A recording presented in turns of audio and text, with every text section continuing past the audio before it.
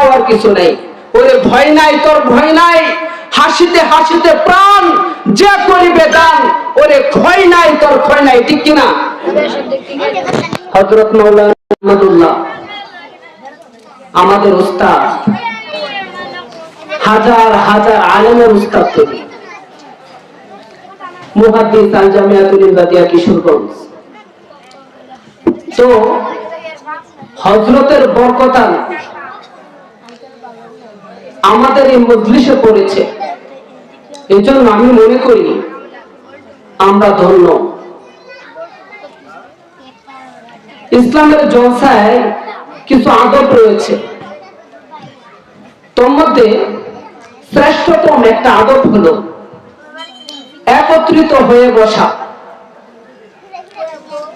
ইসলামী জলসার মাঝখানে মানুষদের ফাঁকে ফাঁকে যে সমস্ত জায়গাগুলো খালি থাকে, ওই জায়গাগুলোর ভিতরে শয়তান প্রবেশ করে।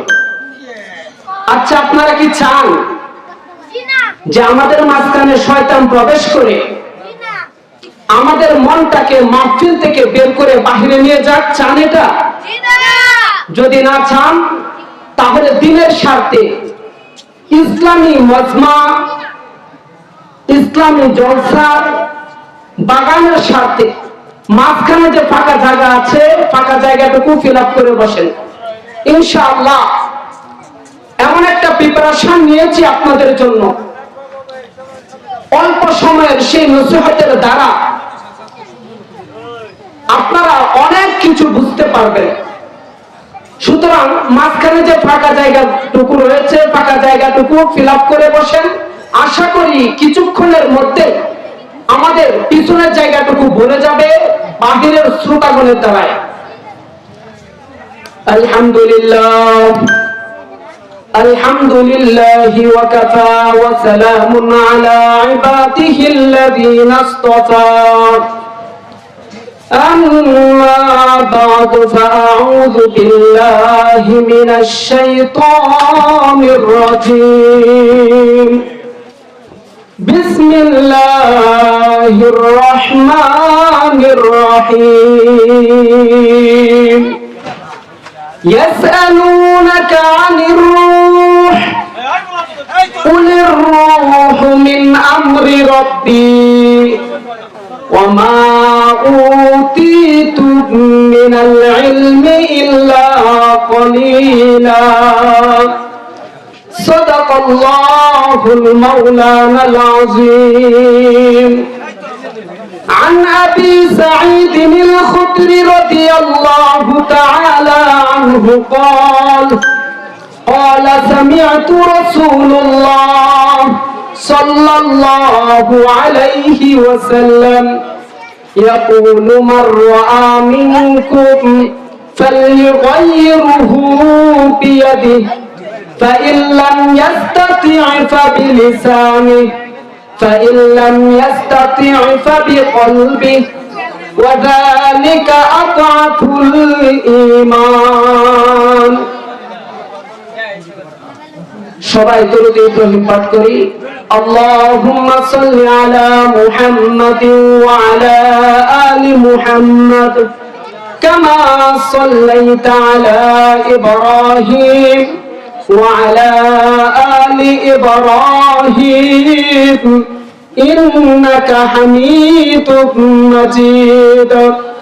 اللهم بارك على محمد وعلى آل محمد كما باركت على إبراهيم وعلى آل إبراهيم إنك حميد مجيد. सारे दुनिया हो मुखालिफ कुछ नहीं नुकसान है. सारे दुनिया हो मुखालिफ कुछ नहीं नुकसान है. रंग ही है करने जब खुदा रहमान है बलगल औला बिकमालिही, সবাই জুড়ে बलगल औला बिकमालिही कशफत तुझा बिजमालिही हसनत जमीउ खिसालिही सल्लु अलैहि व आलिहि। अल्हम्दुलिल्लाह।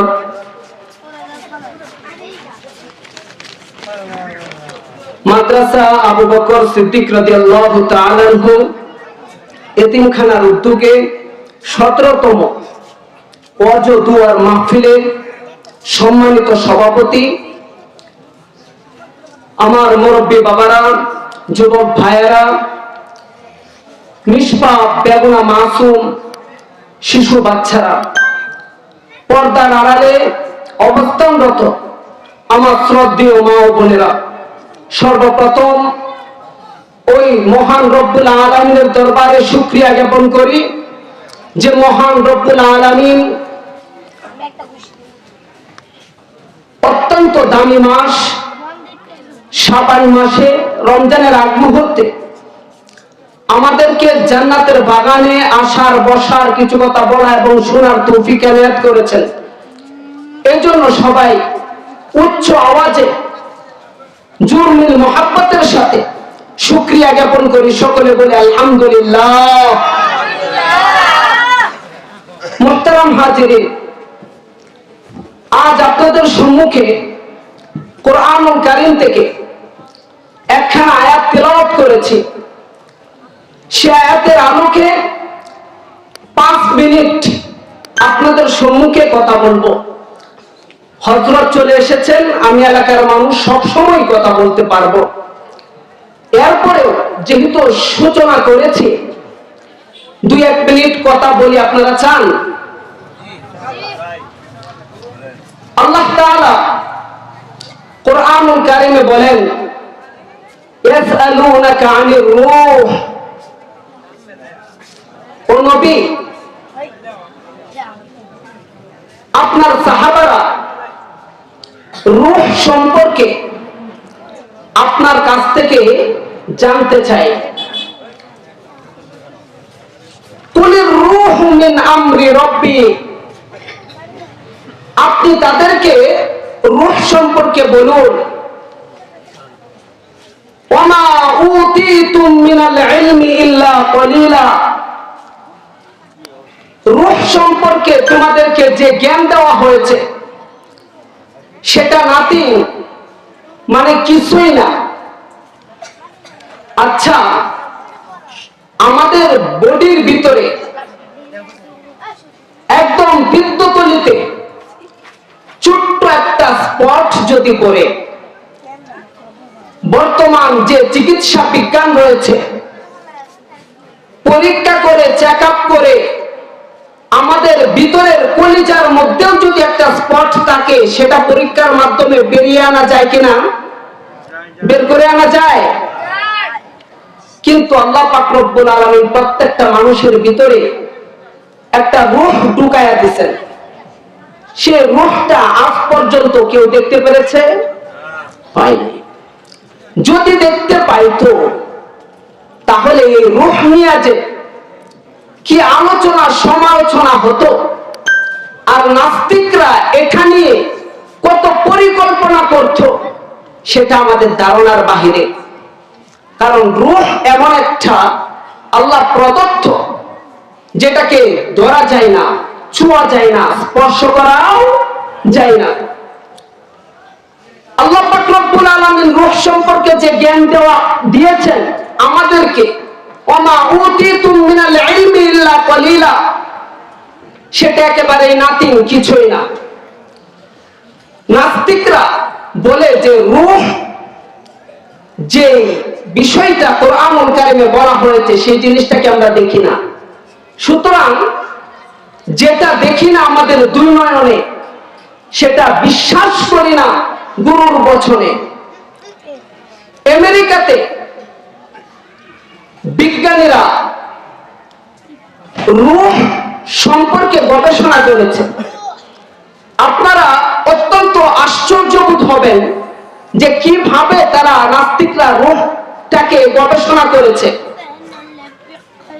আমেরিকার বড় বড় ডাক্তাররা একত্রিত হয়ে তারা রূহ সম্পর্কে গবেষণা শুরু করেছে। কিভাবে জানেন?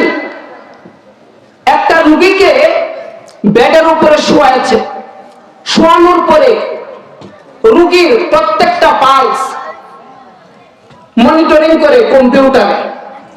অর্থাৎ একটা রোগী যখন বেডের উপরে শোয়া থাকে তখন তার পালস, শিরা কত পয়েন্টে আছে এটা কম্পিউটারে দেখায় না? দেখায়। তার হার্টবিট, বুকের ধুপ ধুপ শব্দ কত পয়েন্টে আছে এটাও কম্পিউটার মনিটরিং করে। এবং তার ওয়েট, অর্থাৎ তার ওজন কত কেজি রয়েছে এটাও কম্পিউটারে মনিটরিং করে। তারা গবেষণা করতেছে রোগ সম্পর্কে, যে একটা রোগী বেডের উপরে রয়েছে, এই রোগী কখন মরবে, মরার পরে তার পালস আর কম্পিউটারে শো করবে না, তার হার্টবিট কম্পিউটারে শো করবে না, কিন্তু তার ওয়েট কত রয়েছে সেটা কম্পিউটারে শো করবে। এখন কম্পিউটারে দেখাচ্ছে যে পালস, তার শিরা এত এত, কম্পিউটারে দেখাচ্ছে তার হার্টবিট, বুকের ধুপ ধুপ শব্দ এত এত। রোগীটা যেহেতু বেডের উপরে শোয়া রয়েছে, রোগীর ওজন কত এটাও কম্পিউটারে দেখাচ্ছে। হঠাৎ এই রোগীর মুখ থেকে অক্সিজেন করে নেওয়া হলো, তখন কিছুক্ষণের ভিতরে রোগীটা মারা গেল। মারা যাওয়ার পরে কম্পিউটারে আর তার পালস, তার শিরা কত পয়েন্টে আছে এটা শো করে না, কারণ রোগী তো মারা গেছে। রোগী যখন মারা গেল তার হার্টবিট কম্পিউটারে আর শো করে না, কারণ রোগী কি মারা গেছে। কিন্তু তার ওয়েট যেটা রয়েছে, ওজন যেটা রয়েছে, রোগী তো বেডের উপরে শোয়া, তার ওজনটা কম্পিউটারে শো করতেছে। ডাক্তাররা দেখতে পেল যে এই রোগীর ওজন, যখন রোগী জীবিত ছিল তখন রোগীর ওজন ছিল 80 কেজি। কত কেজি? 80 কেজি। আর এই রোগী যখন মারা গেছে তখন 2 কেজি কমে গেছে, রইল কত কেজি? 78। সমস্ত ডাক্তাররা একত্রিত হয়ে তারা বাহবা দিচ্ছে আর তারা আলোচনা করতেছে যে মানুষের রুহুর ওজন কত এটা আমরা পেয়ে গেছি। যে কত? যে রোগী যখন জীবিত ছিল তখন রোগীর ওজন ছিল 80 কেজি, রোগী মারা যাওয়ার পরে রোগীর ওজন হয়ে, মানুষটার ওজন হয়ে গেছে 78 কেজি। 2 কেজি যেহেতু কমে গেছে, সুতরাং এই মানুষটার রুহের ওজন কয় কেজি? 2 কেজি। সবাই মিলে আলোচনা করে বলল সংবাদ সম্মেলন করব, সাংবাদিকদেরকে খবর দাও, আমরা সাংবাদিকদের সামনে আলোচনা করব যে আমরা রূহ গবেষণা করে পেয়েছি যে রুহের ওজন মাত্র কয় কেজি? 2 কেজি। একটা ডাক্তার ছিল, সে বলতেছে আজ পর্যন্ত 1500 বছর আগে আল্লাহ পাক রব্বুল আলামিন বিশ্বনবী জনাবে মুহাম্মদ রাসূলুল্লাহ সাল্লাল্লাহু আলাইহি ওয়াসাল্লামের উপরে যে কোরআনুল কারীম অবতীর্ণ করেছেন, সেই কোরআনুল কারীম নিয়ে যত নাস্তিক গবেষণা করেছে, যত ইসলাম বিরোধী শক্তি গবেষণা করেছে, যত বিধর্মীরা গবেষণা করেছে, ইসলামে বিন্দু পরিমাণ স্পট বের করতে পারে নাই। উল্টা ওই সমস্ত নাস্তিকরা, উল্টা ওই সমস্ত বিধর্মী ব্যক্তিরা কালিমা পড়ে মুসলমান হয়ে গিয়েছে। সুতরাং আরেকটু গবেষণা করার চেষ্টা করো। এত অল্প গবেষণাতে মুসলমানদের কোরআনে ভুল ধরে আল্লাহ তাআলা যা বলেছেন, ওমা উতিতুম মিনাল ইলমি ইল্লা কলিলা, রূহ সম্পর্কে যে জ্ঞান তোমাদেরকে দেওয়া হয়েছে তা একেবারেই নাথিং, না বললেই চলে, একেবারেই সীমিত, একেবারেই অল্প। সুতরাং আর একটু গবেষণা করো, নয়তো জাতির সম্মুখে তোমরা লজ্জিত হবে। এই ডাক্তারের কথা সবাই মেনে নিল, আমার কথা বুঝতেছেন? এখানে আমার কথা কিন্তু শেষ করে দেব, এতটুকু কথাই বলবো। এই ডাক্তারের কথা সবাই মেনে নিল, বললো ঠিক আছে তাহলে আরেকটা রোগীকে বেডে শোয়ানো হোক। সমস্ত ডাক্তাররা চিন্তা করলো কোন রোগীটা আগে মরতে পারে, অর্থাৎ মরার সম্ভাবনা কোন রোগীর বেশি রয়েছে, এই রোগীটাকে বেডের মধ্যে শোয়ানো হোক। একেবারে মুমূর্ষু দেখে একজন রোগী বেডের উপরে আবার শোয়ানো হলো। শোয়ানোর পরে দেখে যে এই রোগী তো মরতেছে না, এটাকে নামানো হলো। আরেকটা রোগী তো আরেকটা রোগী এটার উপরে তোলা হলো। তোলার পরে আবার কম্পিউটারে মনিটরিং হচ্ছে, দেখাচ্ছে তার পালস, শিরা এত এত, আবার দেখাচ্ছে তার হার্টবিট, দুপ দুপ শব্দ এত এত, আবার দেখাচ্ছে তার ওয়েট, যেহেতু সে বেডের উপরে শোয়া তার একটা ওজন আছে না নাই? আছে। তো বেডের উপরে যেহেতু শোয়া তার ওজন কত এটাও কম্পিউটারে মনিটরিং হচ্ছে। হঠাৎ এক ডাক্তার বলতেছে এটা তো মরে না, যা ওর অক্সিজেন খুলে দে। হঠাৎ অক্সিজেন খুলে দেওয়া হলো, কিছুক্ষণের ভিতরে রোগীটা মারা গেল। মারা যাওয়ার পরে তার পালস কম্পিউটারে শো করতেছে না, তার হার্টবিট কম্পিউটারে শো করতেছে না, কিন্তু রোগী যেহেতু বেডে তার ওজন কম্পিউটারে শো করবে কিনা? করবে। দেখে যে রোগীটা যখন জীবিত ছিল এই মানুষটার ওজন ছিল 70 কেজি। কয় কেজি? আর মারা যাওয়ার পরে এই মৃত ব্যক্তির ওজন হয়ে গেছে 77 কেজি। কয় কেজি বাড়ছে? 7 কেজি বেড়ে গেছে। এরপরে সবাই বলল যে না, আল্লাহ পাক রব্বুল আলামিন কোরআনে যা বলেছেন বিন্দু পরিমাণও মিথ্যা হতে পারে না। সুতরাং আমরা কোরআনের সৈনিক। আমরা কার সৈনিক? কোরআনের সৈনিক। কোরআনের সৈনিক হিসাবে কোরআনের সৈনিকেরা যেমন জিন্দা অবস্থায় থাকে, আমরাও ঠিক সেরকম জিন্দা অবস্থায় থাকবো না মৃত অবস্থায় থাকবো? জিন্দা অবস্থায় থাকবো। আর কি জিন্দা অবস্থায় থাকবো? ইমানি জিন্দা অবস্থায় থাকবো।